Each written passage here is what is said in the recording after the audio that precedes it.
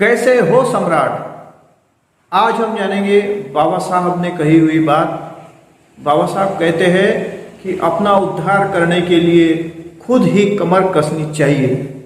बाबा साहब ने ऐसा कब कहा और किस संदर्भ में कहा, आइए जानते हैं।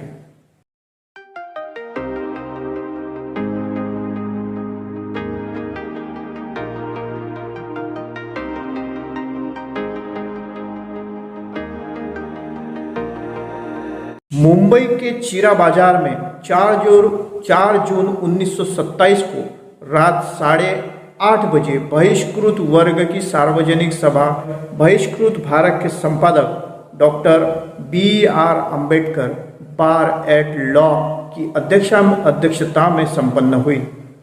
बहिष्कृत हितकारिणी सभा के general secretary Shri SN Shivtarkar ने महासम्मेलन के बाद पुरुषों द्वारा की जा रही गुंडागर्दी की विस्तृत जानकारी दी। यह सुनकर लोगों के मनों पर दुखद परिणाम हुआ। बाद में श्री गंगाओं ने तांबे, गिमोनकर, वीरकर, भेसनकर, भातकुड़े द्वारा स्फूर्तिदायक भाषण हुए।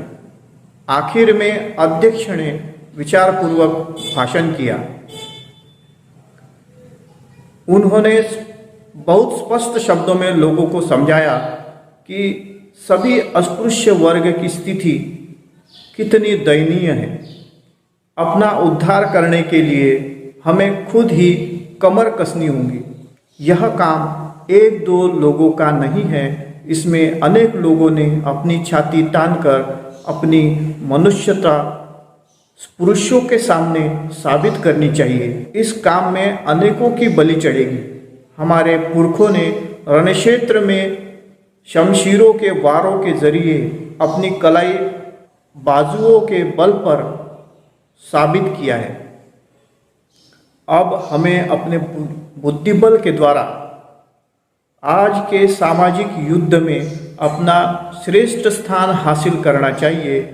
ये उद्गार सुनने के बाद 2-3 युवा उठे और अपनी आस्तीनें चढ़ाकर बोले, बाबा साहेब, हम आपके झंडे तले लड़ने को तैयार हैं। महाड़ अत्याचारक निवारक फंड के लिए स्थानीय लोगों ने रुपए जमा किए और कुछ लोगों ने अपने स्कॉलरशिप के पैसे अध्यक्ष को अर्पित किए। इसके अलावा भी कुछ फुटकर रकमें भी जमा की गई। इसके बाद तालियों की गड़गड़ाहट के बीच अध्यक्ष को फूलमाला पहनाई गई। बाबा साहब अम्बेडकर की जय के नारों के बीच सभा का विसर्जित हुआ।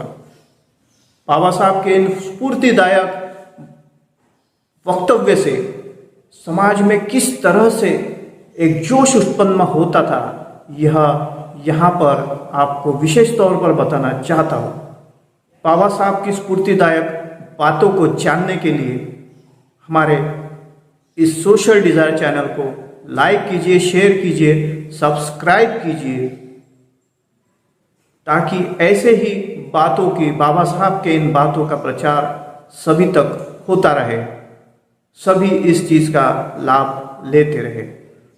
तो चैनल को सब्सक्राइब कीजिए। मिलते हैं नेक्स्ट वीडियो में नए टॉपिक के साथ में। तब तक के लिए कीप सपोर्टिंग।